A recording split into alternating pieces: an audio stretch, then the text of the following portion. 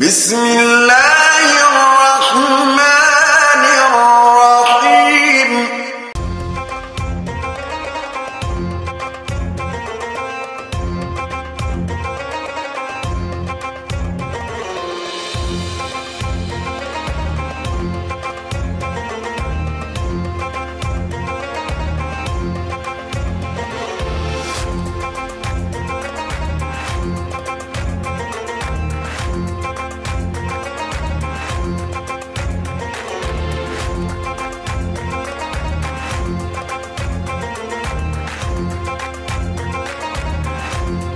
Malaikat itu terambil dari akar kata yang artinya itu utusan.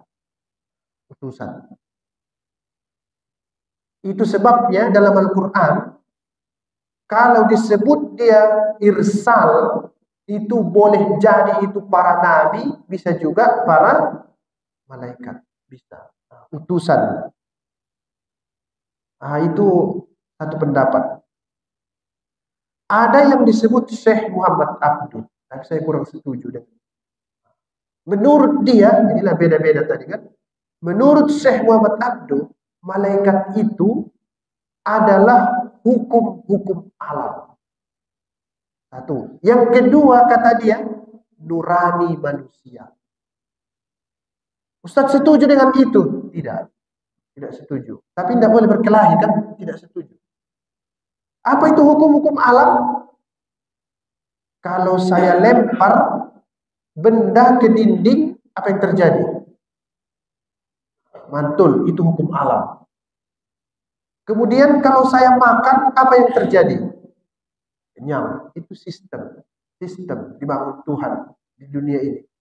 Kalau saya tidur terlalu lama, apa yang terjadi? Sakit. Badan saya bisa sakit. Itu sistem. Itu kata Syekh Muhammad Abduh, itulah seolah-olah malaikat itu. Saya kurang setuju itu. Ini kalau dipercaya, tidak yakin lagi kita nanti ada Jibril. Tidak yakin kita ada Israel. Tidak yakin kita ada Mikail, Israfil, malaikat Ridwan, Malik, dan lain-lain sebagainya. Tapi dia sebut begitu. Nanti saya jelaskan kalau saya ingat kenapa dia bilang begitu. Yang kedua, dia sebut malaikat itu nurani manusia. Saya juga kurang setuju ini. Kenapa?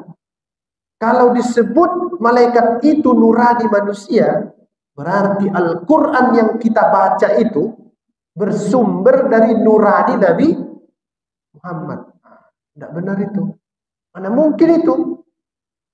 Quran tidak bersumber dari nurani Nabi Muhammad, tapi bersumber dari Allah Subhanahu wa Ta'ala. Itu dia. Ditanya, kenapa dia berpendapat seperti itu? Nama tafsirnya Al-Manar. Nama tafsirnya Al-Manar. Bukan Al-Munir, lain. Kalau Tafsirul Munir, At-Tafsirul Munir, penulisnya Profesor Dr. Wahbah Az-Zuhaili. Beda. Kalau ini Tafsirul Manar, penulisnya Syekh Muhammad Abduh dan muridnya Sayyid Muhammad Rashid Ridho, lain penulisnya. Ada sering tafsir itu mirip-mirip. Ada namanya Tafsirul Jalalain. Satu. Ada namanya Tafsirul Jailani, lain. Kalau Tafsirul Jalalain ditulis Imam Jalaluddin As-Suyuti. Kalau Tafsirul Jailani ditulis oleh Syekh Abdul Qadir Jailani. Beda. Ini juga mirip. Disebut itu hukum alam karena Syekh Muhammad Abduh ini seorang mufassir yang berpikiran rasional. Menurut dia, kalau ajaran agama tidak bisa dijelaskan secara masuk akal, itu kurang bisa diyakini. Itu dia. Saya sependapat dengan yang mengatakan bahwa malaikat itu adalah utusan Tuhan yang bertugas salah satunya mengurus kepentingan manusia. Ini sepakat itu. Ada sosoknya? Ada. Berapa jumlahnya? Pastinya tidak tahu. Tidak tahu kita. Berapa yang wajib diketahui? Ada 10. Mulai dari malaikat Jibril sampai dengan penjaga surga. Namanya Ridwan. Itulah yang wajib kita ketahui. Itu malaikat. Siapa mereka itu? Dikatakan, ini Pak, nanti boleh dicek ya, tidak ditemukan dalam Al-Quran dari mana itu malaikat diciptakan. Tidak ada itu di Al-Quran. Yang ada di Al-Quran dua, manusia diciptakan dari tanah, kemudian jin diciptakan dari api. Malaikat tidak ada di Al-Quran. Di mana itu ditemukan? Dalam hadis-hadis Nabi dan kitab-kitab tafsir, bahwa dia tercipta dari cahaya. Saya mau, ini malaikat di sinilah yang panjang itu ceritanya. Saya coba ringkas sedikit-sedikit. Isra Mi'raj. Isra dalilnya jelas. Subhanalladzi asra bi'abdihi. Mi'raj dalilnya diperdebatkan para ulama. Tapi disebut dalam surah An-Najm, kata sebagian mufassir. Kita lihat di situ ada malaikat. Dia sebut begini Pak, Jibril itu. Nanti bayangkanlah bagaimana kita diawasi malaikat. Summa dana fatadalla. Summa dana fatadalla. Kemudian Jibril itu dana fatadalla. Dia mendekat kepada Nabi Muhammad. Itu terjemah Indonesianya. Kita lihat kosakatanya. Pernah lihat buah? Saking dia banyaknya buah itu Pak, tangkainya itu tetap melekat di pohonnya, tapi ujung dari buah itu menyentuh tanah. Apa itu yang bisa begitu? Nah, ini tidak ada bahasa Indonesianya, jadi begitu menjelaskannya. Pisang, ada begitu. Tapi di penjelasan para pakar tafsir itu yang dimaksud Jibril mendekat dengan Nabi Muhammad itu dana fatadalla, dia mendekat kepada Nabi Muhammad tapi dia tetap berada di tempat duduknya. Bagaimana tadi buah nampan namanya? Nangka. Wallahu a'lam. Ini payah juga ini. Tidak ada bahasa Indonesianya. Pisanglah kita buat contohnya. Saking banyaknya buahnya, ujungnya itu menyentuh ke tanah, tapi tangkainya itu tetap melekat di pohonnya itu. Nah, itu dana fatadalla. Kalau begitu, sulit enggak Mi'raj itu yang dikawal Jibril alaihissalam? Besar itu malaikat. Dia dekat kepada Nabi Muhammad, tapi dia tetap berada di tempat duduknya. Besar dia, besar. Luar biasa ya. Saking besarnya, kata para ahli tafsir, kalau ditutupkannya sayapnya itu tertutup seluruh dunia. Iya dong. Karena dia duduk di tempatnya saja, bisa dekat kepada Nabi Muhammad. Makanya Pak, jangan heran, Mi'raj itu terjadi sekejap. Orang kan sering bilang begitu. Tidak mungkin itu Mi'raj bisa terjadi sekejap. Dia nggak ngerti. Kosakata Al-Quran mengatakan, Jibril, malaikat tadi, mendekat kepada Nabi, tapi dia tetap dalam posisinya. Masih kurang tepat itu yang dibilang tuan-tuan guru kita. Kita naik pesawat ke Jakarta, ada di sini apa? Semut. Itu masih terlalu jauh. Masih ada waktu itu. Makanya saya yakin 1000% Mi'raj itu terjadi, bukan lagi 100. Itulah yang menyebabkan Abu Bakar As-Siddiq bilang apa? Shadaqta ya Muhammad. Makanya disebut Abu Bakar Kenapa itu? Ngerti dia Al-Quran. Ini ada yang ngerti sains, tapi nggak ngerti Al-Quran. Makanya keliru. Saya lupa pula ada pertanyaan begini. Ustaz, betul itu bahwa yang manusia pertama itu, macam cerita kita inilah, bukan Adam. Betul saya bilang. Betul, kalau nampak yang buat teorinya itu macam monyet mukanya, betul itu saya bilang. Rupanya Charles namanya. Itu pula berbahaya itu. Sama pula ya. Itu. Kenapa itu? Kita ini kadang mau membuat semua itu serba saintifik. Keliru. Malaikat itu satu. Saya tak jelaskan lagi yang lain-lain ini, tapi Jibril inilah yang disebut sebagai pemimpin dari para malaikat. Di kita ini ada juga malaikat Raqib Atid. Ada itu kan Ustaz di surah Qaf. Tidak terucap dari mulut seseorang satu ucapan pun kecuali di sampingnya ada malaikat Raqib dan Atid. Nanti kalau sampai ke penafsiran ayat itu kita tafsirkan. Pertanyaannya, Raqib Atid itu satu atau dua? Dua ya. Ada yang bilang satu. Raqib artinya yang mengawal. Atid artinya yang mencatat. Pengawal yang mencatat. Satu atau dua? Tidak Ustaz, kata guru kami dulu, satu pencatat amal baik, satu pencatat amal buruk. Begitu kan? Beda-beda pendapat para pakar tafsir. Beda-beda. Boleh Ustaz beda? Boleh. Yang nggak boleh tadi apa? Berkelahi. Itu enaknya belajar ini kan? Bisa beda-beda. Jadi sekali lagi, malaikat ada di kita. Bukan nurani, bukan hukum alam, tapi dia adalah makhluk Tuhan. Kata Pak Quraisy dalam tafsirnya itu, Al-Misbah itu. Kalau begitu, apa yang dituntut dari kita ini manusia tentang malaikat itu? Paling tidak dua. Satu, kita harus yakin seyakin-yakinnya bahwa malaikat itu ada. Jangan diingkari itu. Itu sebabnya masuk dalam rukun iman. Ya kan? Percaya kepada Allah. Yang kedua percaya kepada malaikat. Ada sosoknya. Tapi kita tidak tahu hakikatnya. Nggak ngerti kita.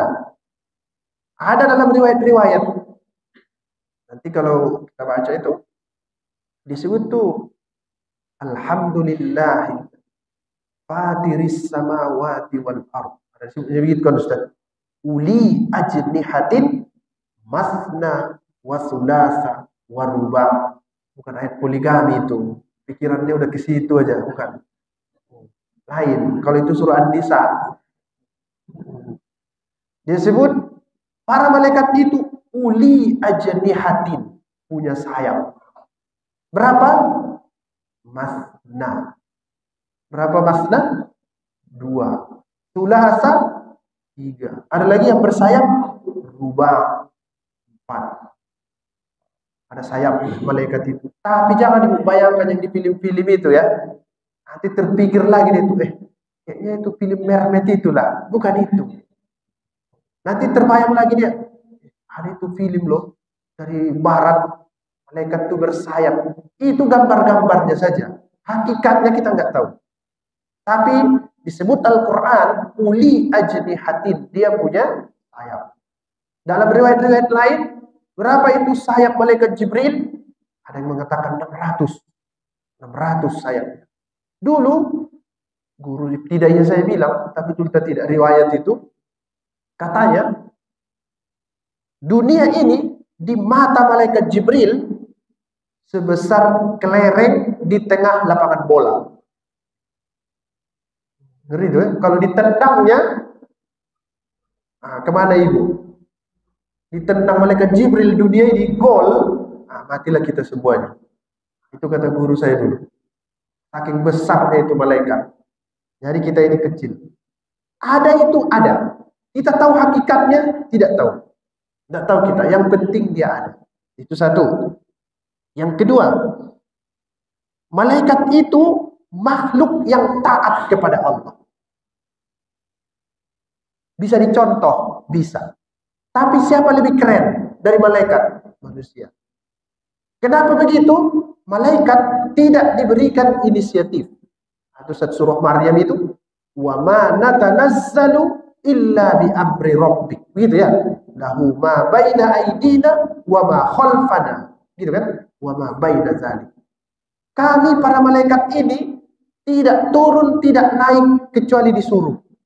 Tidak punya inisiatif. La ya'sunallaha ma amarahum wa yaf'aluna ma yu'marun. Tidak maksiat kepada Tuhan. Ibu, bapak sekalian, punya anak di rumah. Berdiri, berdiri. Duduk, duduk. Makan, makan. Tidur, tidur. Satu. Ada yang satu lagi. Masih kecil-kecil lah macam ini. Duduk, berdiri dia. Berdiri, duduk dia. Kira-kira ibu lebih khawatir yang mana itu? Di antara yang dua itu. Itu yang pertama itu mengkhawatirkan itu. Anak kita itu, kalau dia dibantah-bantahnya ibu, ucapkan Alhamdulillah. Kalau semua dipatuhinya kita, itu alamatnya itu tidak sehat itu.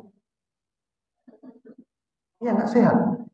Jadi kalau anak lasak, Alhamdulillah. Alhamdulillah. Tidak robot dia. Malaikat itu tidak diberi inisiatif. Makanya manusia itu lebih keren.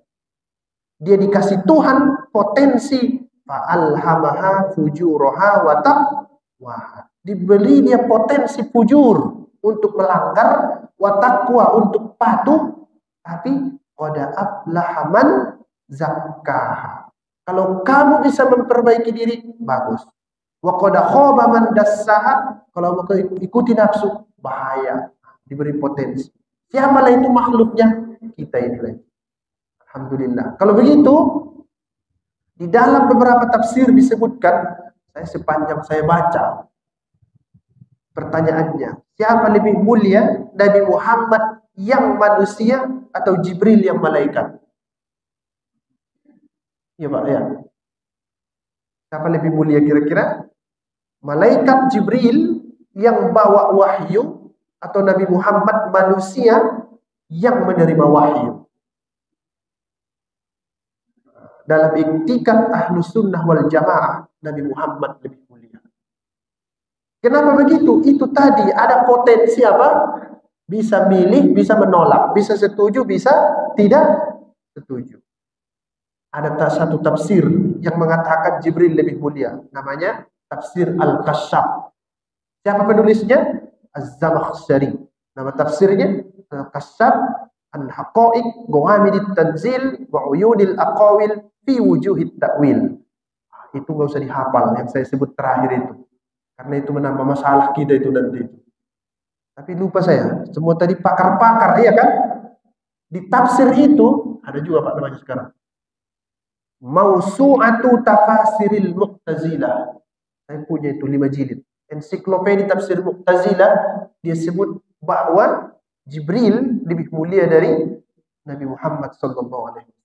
Tapi kita tidak setuju itu. Cuman jangan berkelahi. Jangan berkelahi. Nah, ini nanti kalau di-cut yang saya bilang ini, viral ini. Viral itu. Jadi editor pun harus hati-hati juga. Karena cocok disampaikan di forum pakar-pakar. Pas di luar tidak cocok. Nah, begitu. Sekali lagi, Jibril tidak lebih mulia dari Nabi Muhammad. Masih tetap itu. Karena dia punya potensi untuk memilih ataupun menolak. Apa dalilnya? Macam-macam. Tidak saya uraikan lagi. 2 yang dituntut dari kita terhadap malaikat. 1 tadi kita percaya mereka ada. Wujud, eksis, ada di dunia ini. Dan yang kedua kita harus yakin mereka itu makhluk yang patuh sepatuh-patuhnya. Tapi manusia lebih mulia. Karena diberikan potensi menolak dan memilih. Kita begitu kita ini. Alhamdulillah Pak. Ada perbedaan pendapat di kalangan manusia. Kalau kita ini semua sepakat, tidak jalan pembangunan ini. Seragam kita ini tidak jalan. Sama semua. Kaya semua. Kita mau buat bangun jalan. Tidak ada yang mau kerja. Kenapa nggak mau kerja? Ada duitku. Kita mau bangun masjid. Tidak ada tukangnya. Kenapa nggak mau jadi tukang? Udah aman di dapur. Alhamdulillah, tidak seragam. Ada orang nggak punya duit. Sehingga pas disuruh masang kaca masjid, mau dia. Kalau ada duitnya, nggak mau dia itu. Jalan masjid itu. Itulah hidup itu sebenarnya. Semakin banyak perbedaan, semakin jalan pembangunan. Problem kita selama ini tidak siap dengan perbedaan. Kenapa itu? Pengen jadi malaikat. Itulah masalah kita itu. Padahal kita ini bukan malaikat, tapi manusia. Sekali lagi, semakin banyak perbedaan, semakin berjalan pembangunan. Gitu itu. Kalau semua ini presiden semua yang hadir ini, mau ngapain lagi kita ini coba? Semua yang hadir ini ustaz, ngapain ceramah lagi? Tiba-tiba saya pulang bocor ban, nempel ban. Tidak, aku bukan tukang tempel ban, aku ustaz. Habis. Ustaz ini tidak bisa diselesaikannya semua masalah dia. Kalau sakit kupingnya, pergi dia ke ustaz, dibaca ustaz itu, didoakannya aja. Padahal di dalam ada ulat, mana bisa itu? Hei ulat, keluarlah kamu. Tidak bisa, bawa ke dokter. Untung ada dokter, ada ustaz, jalan kehidupan ini. Jadi yang berkelahi-kelahi. Saya sekali lagi agak sensitif saya lihat ini sekarang kita ini. Pertama tahun politik, yang kedua beda-beda dalam menghadapi bulan suci Ramadan. Jadi poin saya itu Bapak Ibu sekalian, mari kita buat persatuan ini lebih bagus. Di sini pun banyak beda-beda pendapat sini. Justru kalau sama itu bahaya. Saya punya anak kecil, 4 anak saya umpamanya. 1 TK, 1 lagi udah kuliah. Saya beli baju sama semua ukurannya saya buat. Bagaimana itu jadinya itu? Sama semua ukurannya. Atau saya punya anak 3 laki-laki, 3 perempuan. Belikan semuanya daster. Bayangkan itu. Yang laki-laki itu pakai daster semua. Bahaya. Besok lain lagi karena pikiranku sama, belikan peci semuanya. Yang perempuan pakai peci, itu masih lumayan. Kalau belikan jilbab semua, macam mana pun itu ceritanya itu. Tidak bisa. Kalau semakin kita seragam, sebenarnya makin sulit kehidupan ini. Alhamdulillah, kita tidak sama dengan malaikat, diberi potensi untuk berbeda-beda. Itulah kehidupan yang kita jalani. Bapak Ibu sekalian, yang terakhir, itu pelajarannya dari malaikat. Yang terakhir, mau saya sampaikan. Adam itu diusir dari surga atau memang dari awal mau ditempatkan di bumi? Mana yang betul?